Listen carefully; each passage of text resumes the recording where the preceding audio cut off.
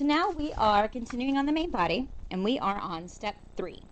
Stitch bag front to bag side pieces, making sure that notches line up. So the pieces that you'll need, I don't need that one, that's the back. You need the front because this is the one that has the pocket, so that's now the front piece. And you need your 2 side pieces, which is piece number 3. Okay? And we want to make sure that our notches line up. So if you look at the longer side, there should be a notch part of the way down. And if we were to line this up this way, there's a notch on this side, and then that notch is over here. So what I want to do to make sure my notches line up, I'm just going to rotate this around so that my notches are pretty close to each other when I flip them back and forth. Now, if for some reason a design choice you made was a pattern that has a specific up and down direction and you want that to go up and down, that's fine. You can ignore the notches for that, but pay special attention to your corners. Okay, so now what we are going to do is I've got right sides together, one side piece to my front, and we're going to be very careful on how we pin this so that everything comes out accurately. I'm going to start with my corners, so I'm going to take my pin, poke it into the corner, just like you saw me do on the last piece, come to the other side, and poke on that corner as well. Make everything lay out nice, and poke my pin the rest of the way through. I'm going to do the other corner. On any piece that I'm sewing, I like to start with the corners or the start and stop lines and then do my notches in the middle. So my pin's coming right out on that knot, on that corner, on the front and the back. Right, now I can do the notch. It's kind of hard to see on this side, but there is a notch right there, right in this color part of the line. So I'm going to poke right on my notch, flip it over, make sure that my pin is coming out on that notch as well, and put that in perpendicular. Okay? Now I want to finish pinning this down, just the notches and just the corners, not enough to make sure that this seam comes out accurately. So we're going to take our pins and we're going to go on the stitch line, pinning all the way down, just like we do with our sample pieces. So I'm going to stab through my line on that side, flip it over, make sure my pin's coming out on the line, which it is, stab back through. So you see how my pin is perfectly on that line on both sides? That's what you want. This is the part where we want to start being extra careful with being accurate, because this is where theatrical sewing is different from commercial sewing. We want to be as accurate as possible. So a good example of this is like a corset. If you've ever seen a corset and looked closely, you'll notice that it has a bunch of seams. So if you're off on one of those seams by 1/8 of an inch, that's not a big deal really. But if you're off by 1/8 of an inch across 8 different seams, then you have just changed the shape and size of the corset to be 1 inch larger or 1 inch smaller, whichever direction you're off by. And so on a corset, that would make a huge difference whether or not it was 1 inch smaller or 1 inch tighter. 1 inch tighter or 1 inch looser would make a big difference on how it fits. So we're practicing those skills with something that's significantly less stakes than a corset with this bag. Okay, so now all of my pins on this side are in, and they are perfectly coming in and out of the line. So I'm going to go ahead and do the other side, because we don't have to do one stitch and then do one and stitch. We can actually go ahead and pin both.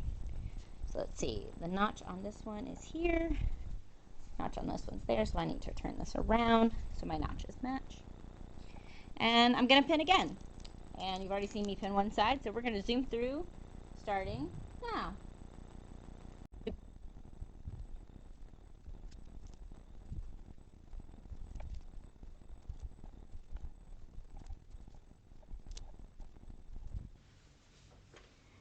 Now we are going to stitch on these lines that we pinned.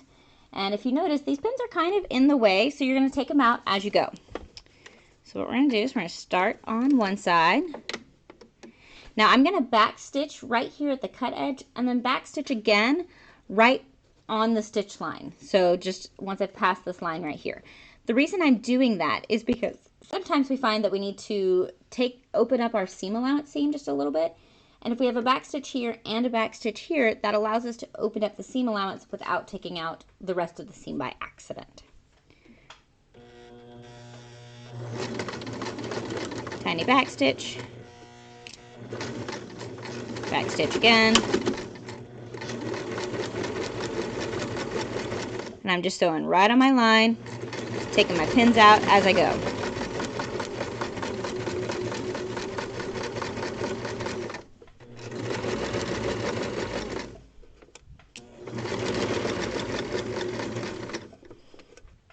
Now you may have noticed that there was a pin right here that I just stitched over. It's totally fine if your pin is not on your stitch line, it's perpendicular to the sewing. Back stitch here, back stitch again at my cut edge, and there's one side sewn together. Go ahead and cut my threads. Cut this thread. And take my pins out. So now we're going to repeat and do the exact same thing on the other side that we pinned. And how about we zoom through that part?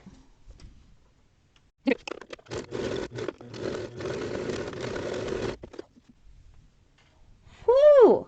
Guys, look how lucky we got. Can you see this little, I'm going to cut this other one. Put it down here.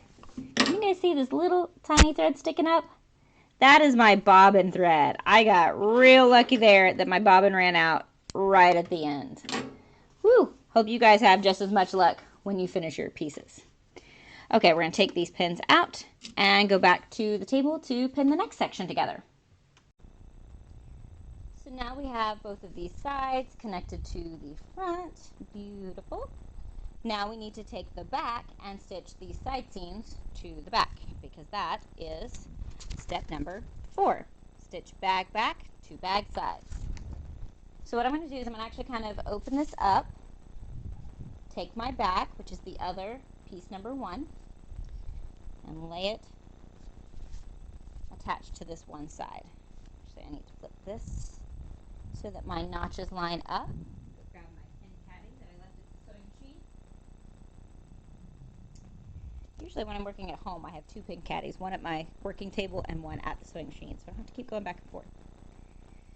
Okay, I'm going to roughly get it close by lining up my cut edges, because I know that I did a really good job with my cutting. And we're going to do the same thing again, where we match our corners first, match the notches, and then pin the rest of the way down. Okay, so how about we speed run through that?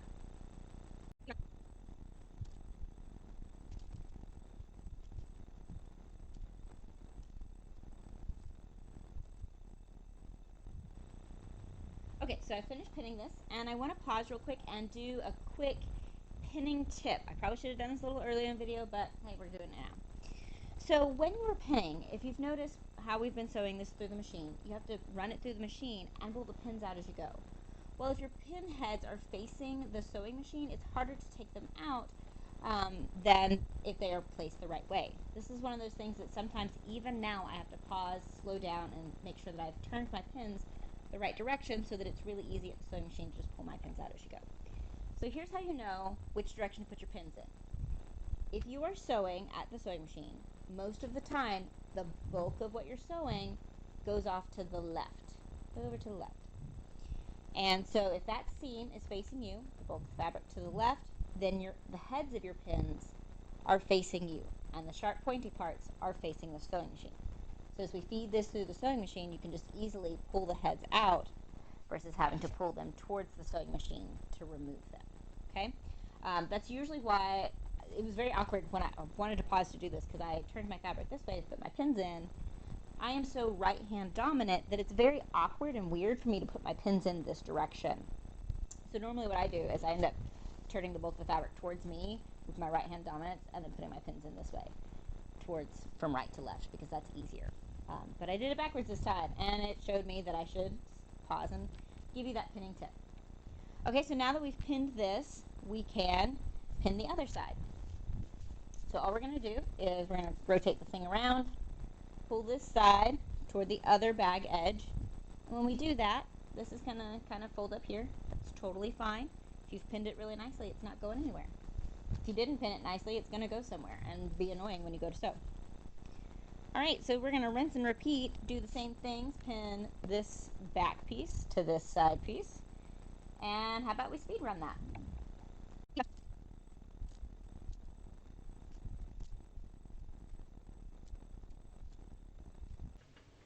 So now we're going to stitch these side pieces together just like before.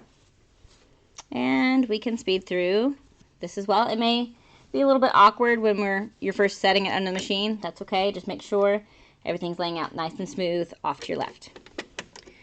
Okay, rinse, repeat. We're stitching them just like we did the first 2 sets of sides. So let's speed run now.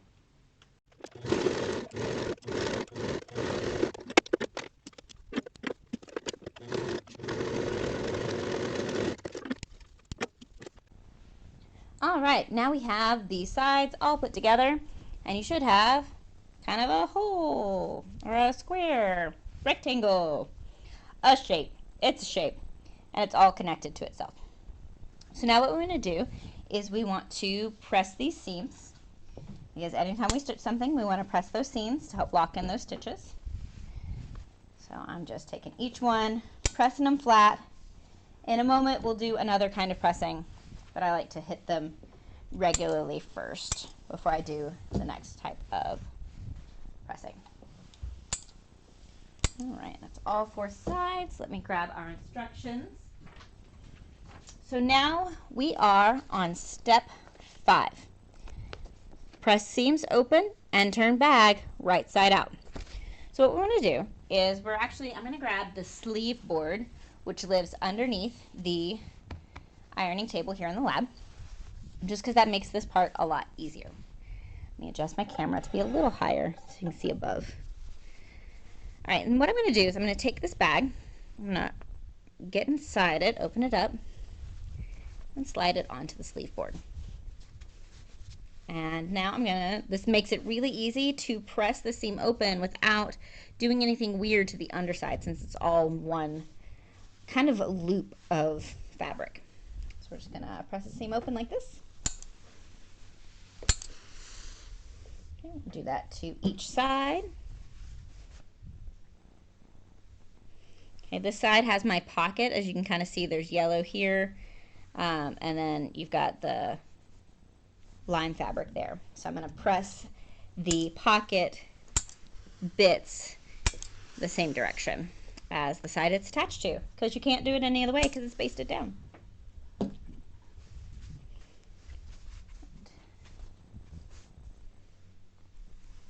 Seam 3.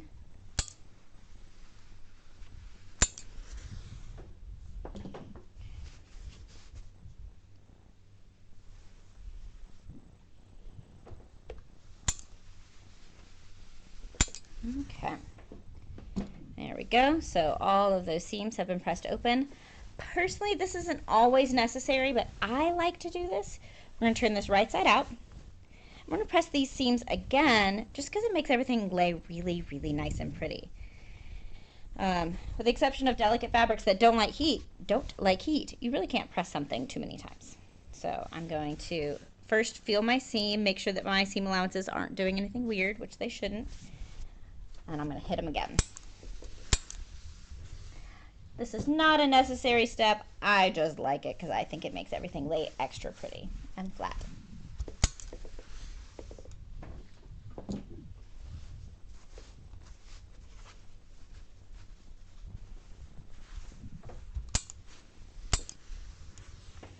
All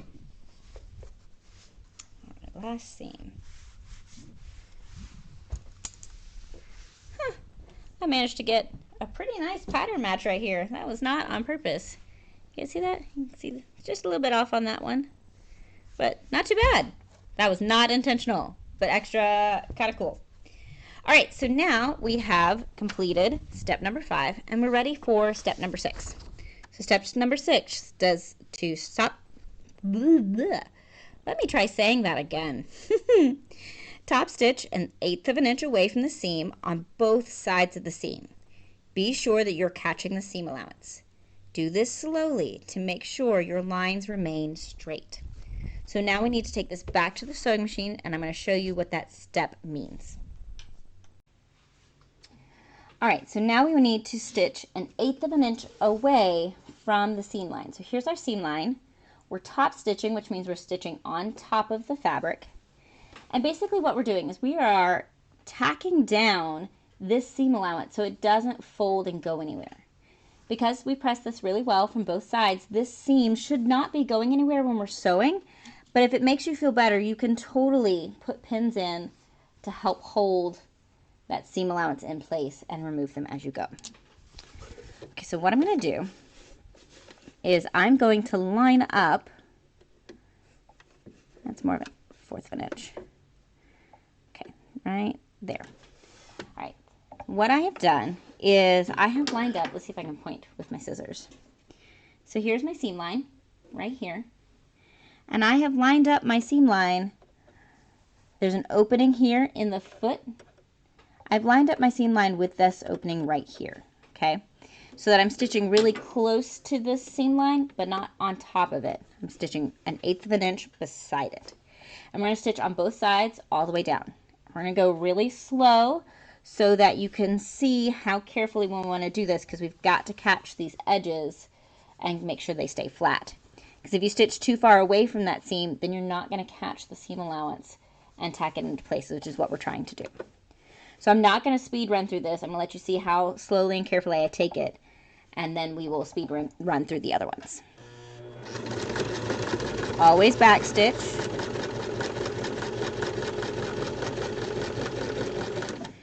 Now it may get a little bulky, so you want to make sure that you're adjusting your fabric as you go so that nothing's getting folded up underneath here, or else you're going to have to pull your seam ripper out.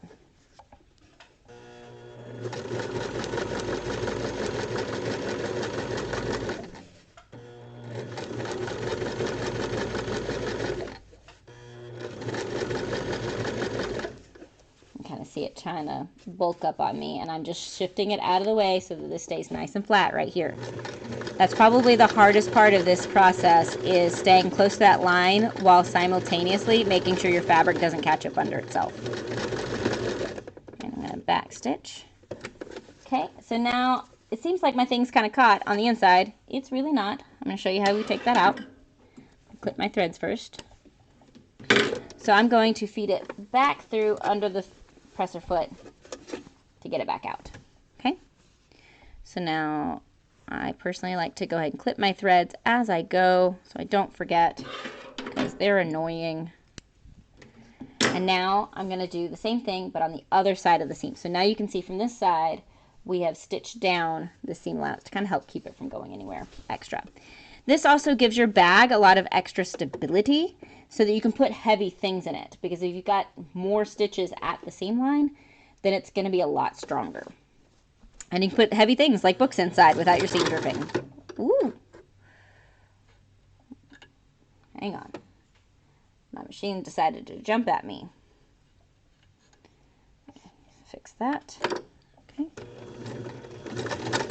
Whoop. Okay, hang on. I'm going to pause the video, see what's going on, and we'll come back. Okay, so I don't know what happened, but all I did was I opened everything up, cleaned all the extra thread out, and started over with completely rethreading. So now let me find where I was stitching before. Right here. Okay, so I'm going to let you watch me do this other side, because I stitched, whoop, turn this around. I stitched on this side, now I want to stitch on this side of the seam. Okay. I'm going to take it nice and slow, and then we'll speed run through the other ones.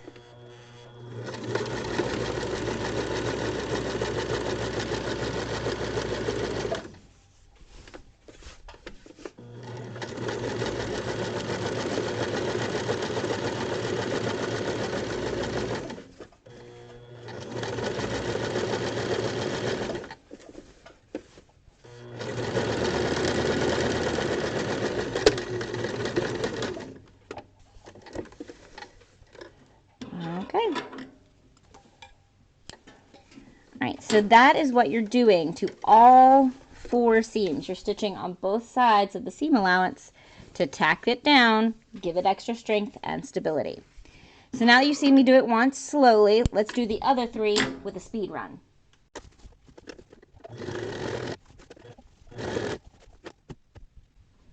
All right, proof that anybody can make mistakes. I caught my other layer. So, let's see how bad it is. Okay. So yeah, I caught my other layer because it managed to slip under there while I was sewing. That's not too terrible. But, you know, my bag's now in a wonky mess because it's stitched to itself in a place it shouldn't be. I'm going to grab my seam ripper, fix this, and keep going.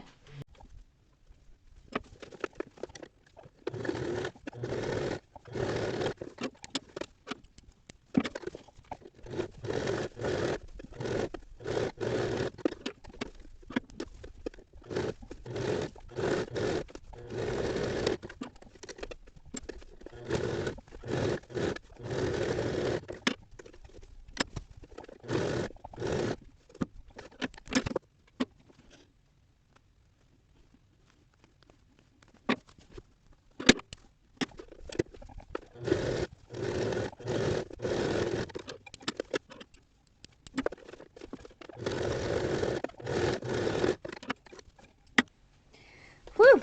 All right, so we got through all of that. I had to stop and seam rip twice because I started to get off in my own little world and wasn't paying attention to what I was doing. So now we can see we've got the stitching on either side of each seam line. 2, 3, 4. All right, so that's the main body mostly put together. So now we're ready to start going on to the grab handle and straps. So start the next video.